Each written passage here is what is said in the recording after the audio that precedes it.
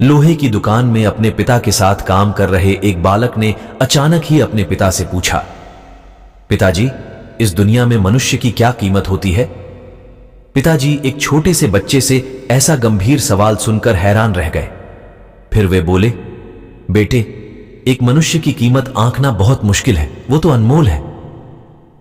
बालक, क्या सभी उतना ही कीमती और महत्वपूर्ण है? पिताजी, हां बेटे।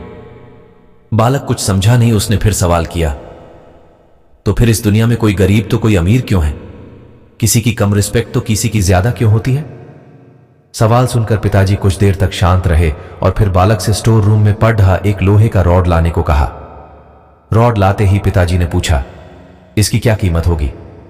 बालक, 200 रुपए। पिताजी, अगर मैं इसके बहुत से छोटे छोटे कील बना दूं तो इसकी क्या कीमत हो जाएगी? बालक कुछ देर सोचकर बोला, तब तो ये और महंगा बिकेगा, लगभग 1000 रुपए का।